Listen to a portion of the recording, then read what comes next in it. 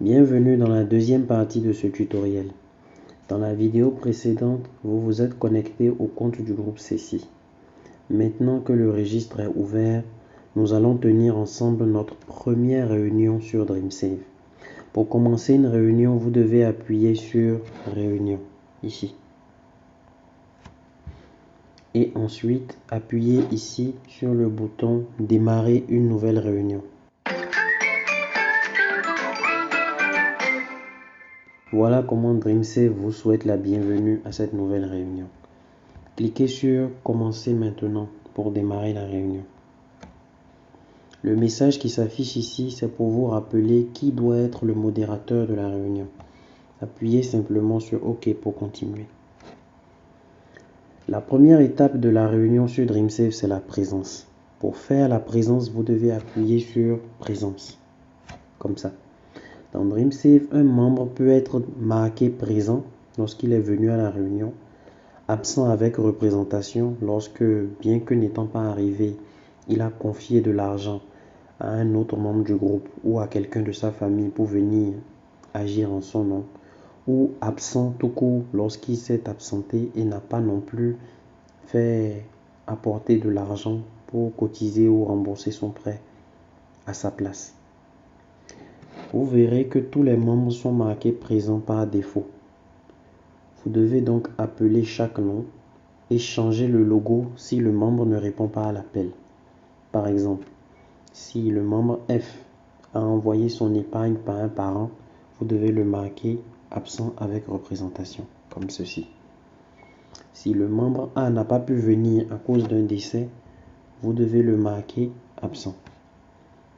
Remarquez que les membres qui ont mis leur code, comme membre H, membre G et membre D, sont marqués présents d'office et il est impossible de modifier leur statut. Quand vous avez fini d'appeler tous les noms, appuyez sur le bouton Terminer.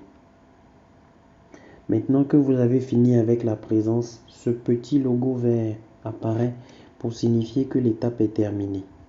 On peut donc continuer. La seconde étape est appelée point à l'ouverture. Dès que vous cliquez sur point à l'ouverture, l'application vous montre les soldes du fonds de crédit, de la caisse de solidarité et de tout autre fonds de votre groupe, ici le fonds PSP. Dès que les compteurs d'argent ou comptables vérifient que l'argent dans la caisse correspond au solde dans DreamSave, défilez vers le haut et appuyez sur le bouton Terminer.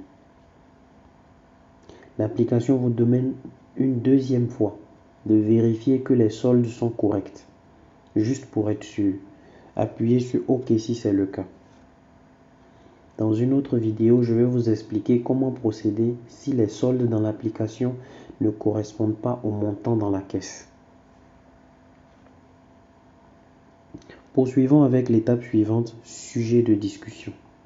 Cette fonction vous sera très utile si les membres de votre groupe ont débattu d'un sujet en particulier. Si une telle discussion a eu lieu au cours de la réunion, ouvrez sujet de discussion et appuyez sur Ajouter un nouveau sujet. Décrivez le sujet qui a été débattu. Ici, par exemple, le décès dans la famille de membre A. Donc, je marque décès chez membre A, comme ça. Et vous devez ensuite cocher quel est le sujet du débat. Est-ce qu'il s'agit d'aider un membre, l'ensemble de la communauté, etc. Vu qu'il s'agit du membre A, nous devons laisser l'option aider un membre du groupe coché. Et vous appuyez ensuite sur créer un sujet. Voilà. Vous pouvez ensuite appuyer sur le nouveau sujet pour ajouter un résumé de ce que le groupe a décidé à ce sujet-là. Donc, vous pouvez appuyer sur décès chez membre A et ajouter une note qui dit par exemple le groupe a décidé que tel membre iront rendre visite au membre A pour lui présenter les condoléances, ou peut-être qu'il y a de l'argent qui sera enlevé du fonds de solidarité pour aider le membre A et sa famille à traverser cette épreuve. Une fois que vous avez fini d'écrire le sujet, vous appuyez sur terminer et le sujet sera entré. Si à la réunion suivante, les membres de votre groupe reparlent à nouveau du décès chez membre A, vous pouvez cliquer sur le sujet pour ajouter une autre note. Voilà, c'est tout pour cette vidéo. J'espère que vous l'avez apprécié. Dans la prochaine, vous allez découvrir comment enregistrer l'épargne sur DreamSave. À très bientôt.